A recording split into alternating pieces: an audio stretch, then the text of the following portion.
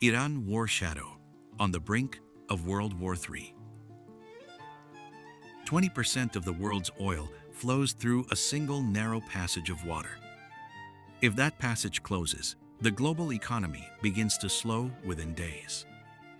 Within weeks, supply chains fracture.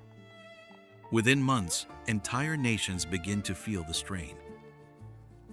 And that passage has a name: the Strait of Hormuz. This is not just a regional tension. It is one of the most fragile pressure points in the modern world. A place where geography, energy, and power converge. But what is unfolding here is not only about oil. It is not only about strategy. And it is not only about nations. Because beneath every conflict, there is something else. The shadow. The shadows of the world are built from greed, hatred, envy, ego, jealousy, lust, lies, pride, and wrath. Yet the most important thing to understand is this: the shadow of the world is not born from history. It grows quietly within the human heart.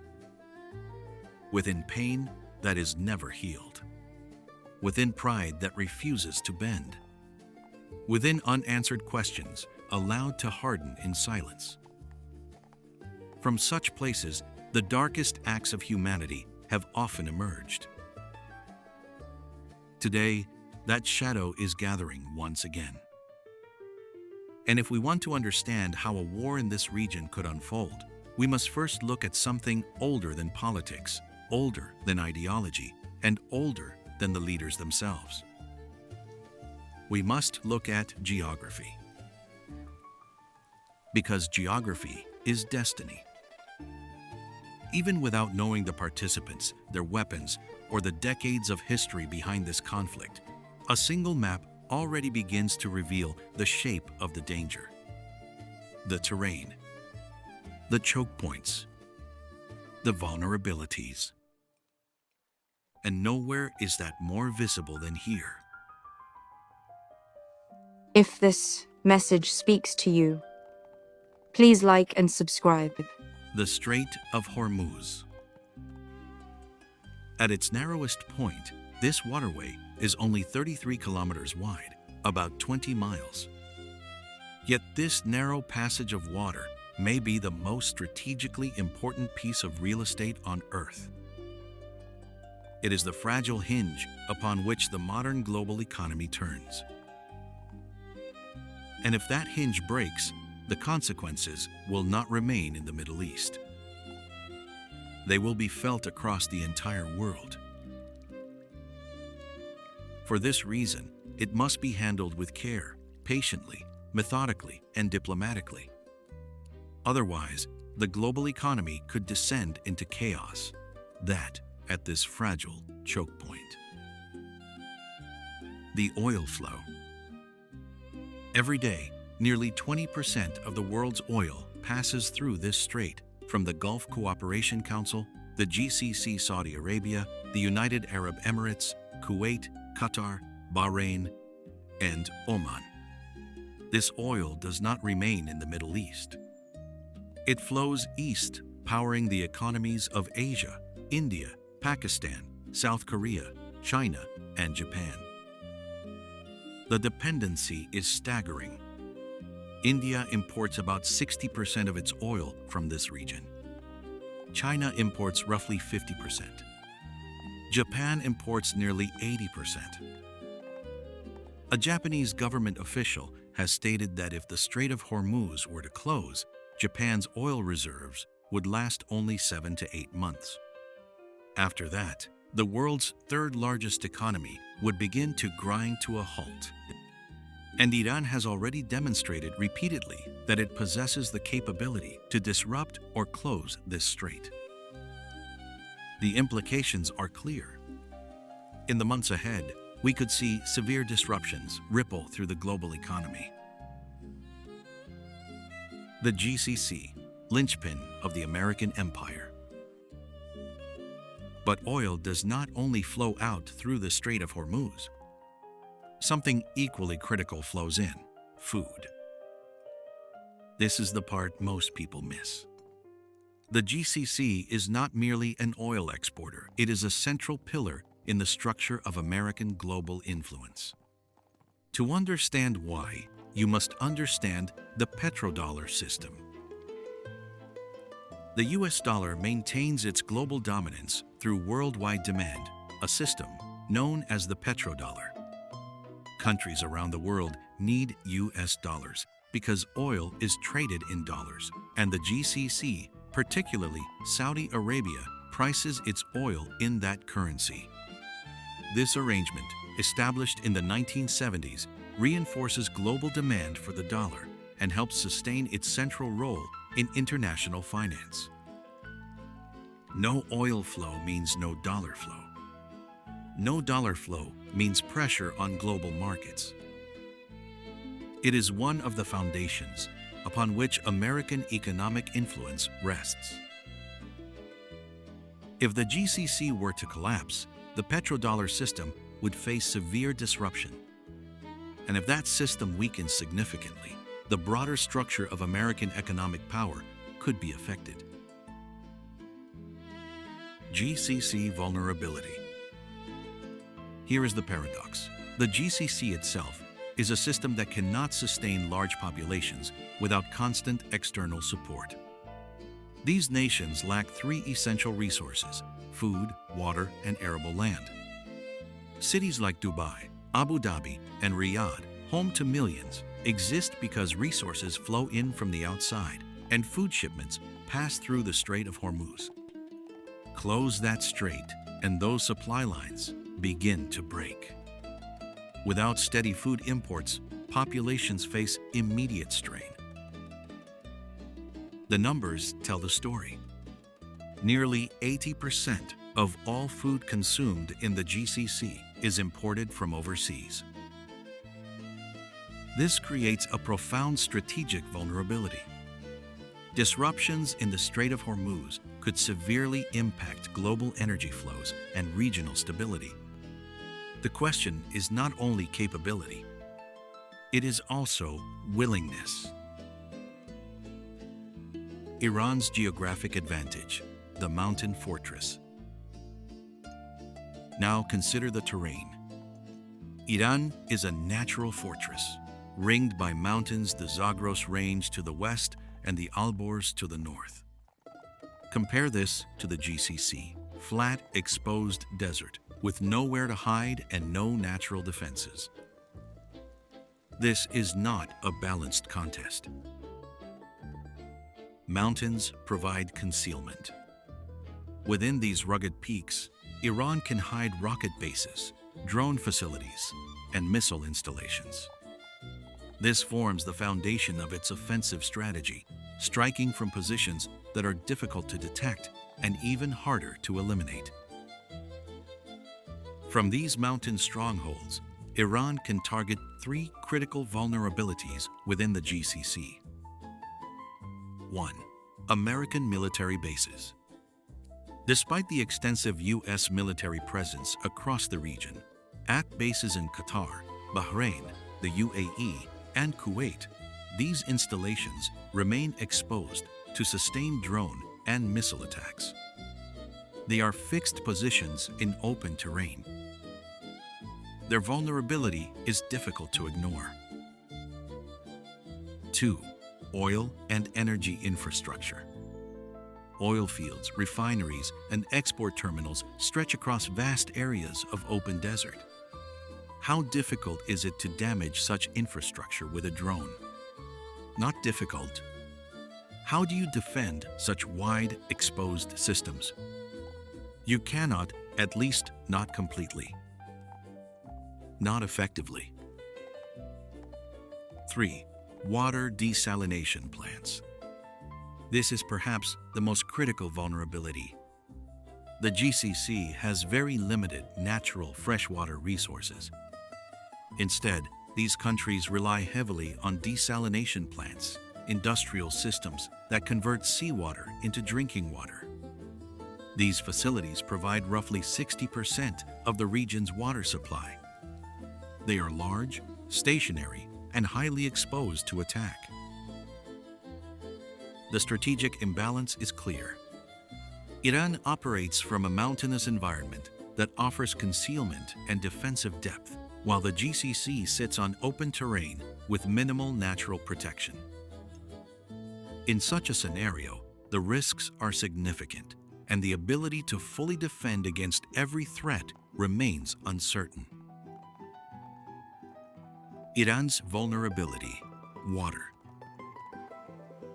But Iran has its own Achilles heel: water.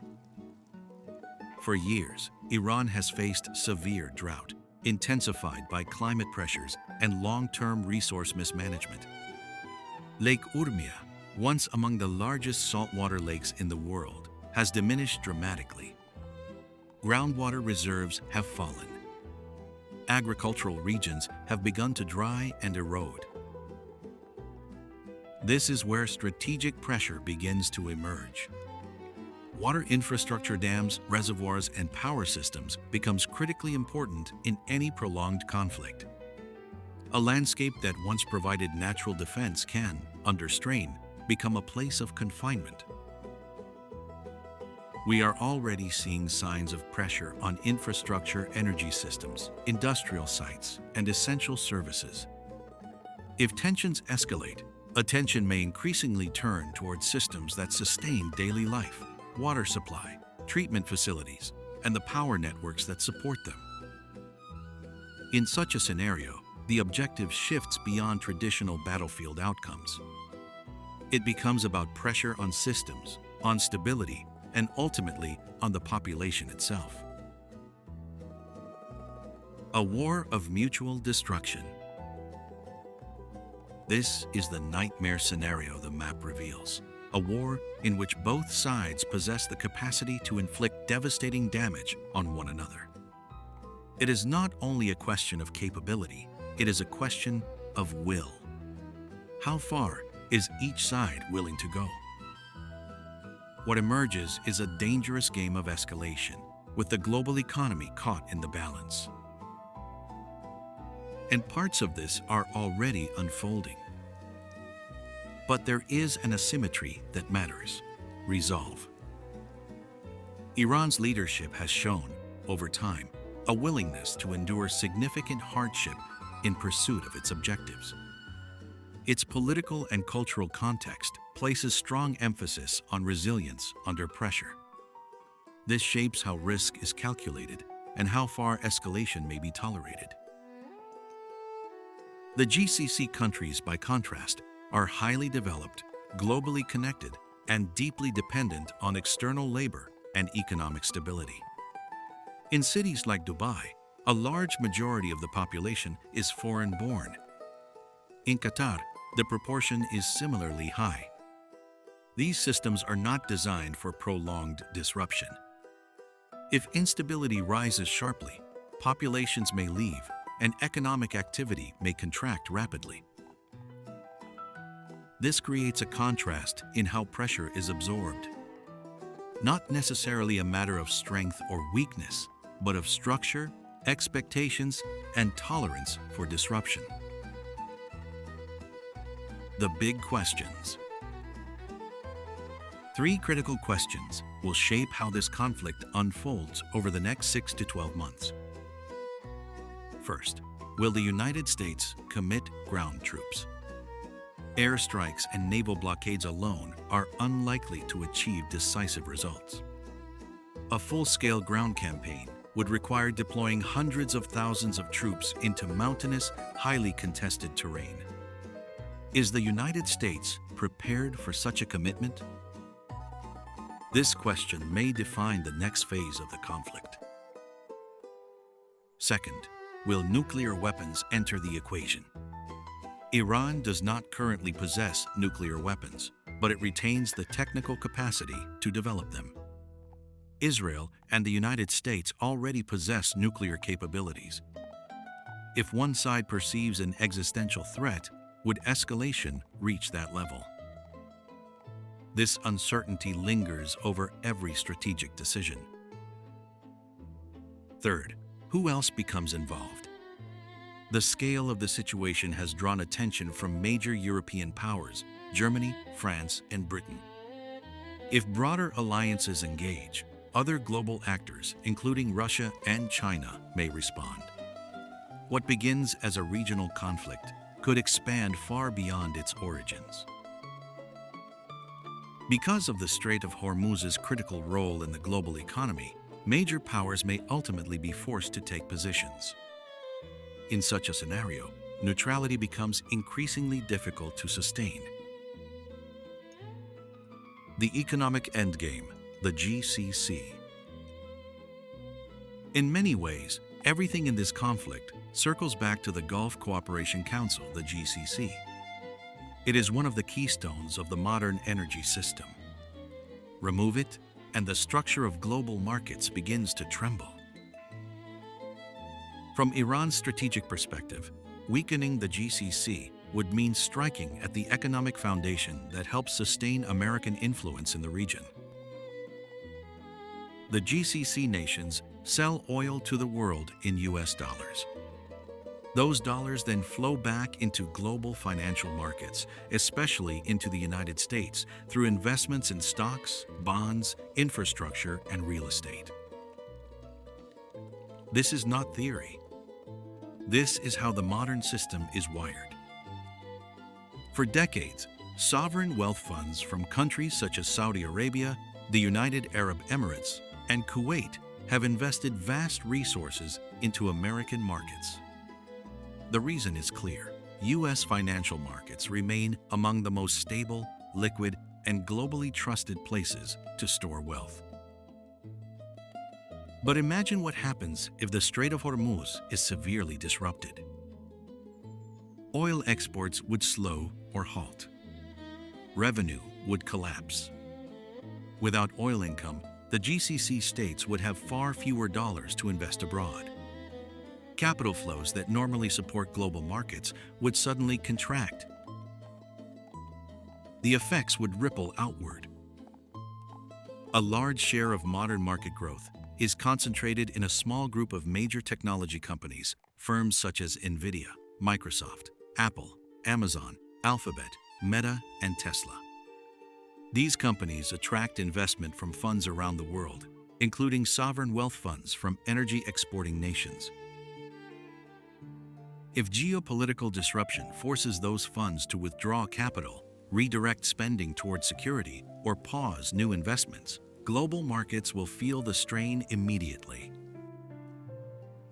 In this sense, the conflict is not only about territory or military power. It is also about the financial architecture that underpins global influence. The conclusion. So the map has revealed its secrets. The strait can be closed. The infrastructure can be struck. The water can be cut off. The financial flows can be disrupted. The pressure points exist mapped, known, and waiting. But the map does not decide. People do.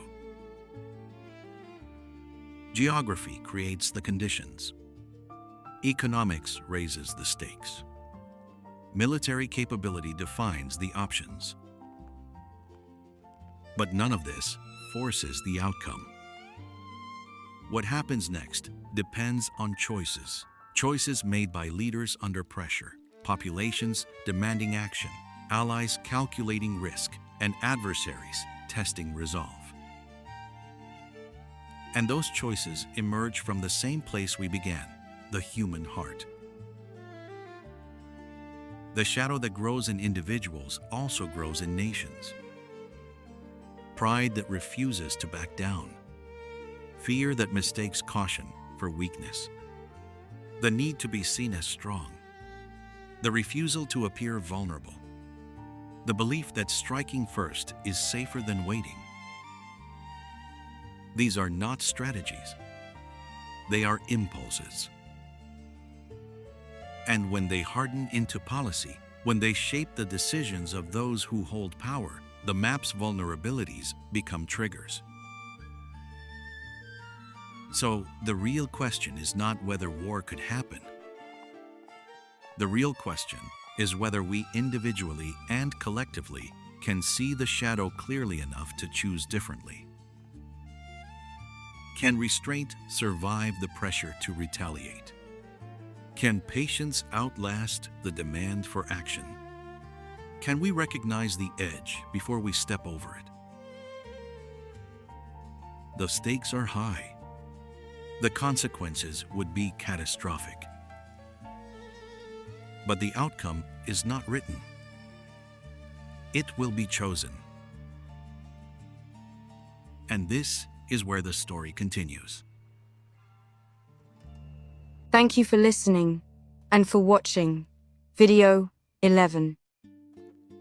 If this message spoke to you, please like and subscribe so that love and compassion may reach those who are still walking through darkness. From a larger work exploring love, shadow, and the architecture of the human heart. This is the English version, narrated from the book, Jesus' Return, Rebuilding the Architecture of Love.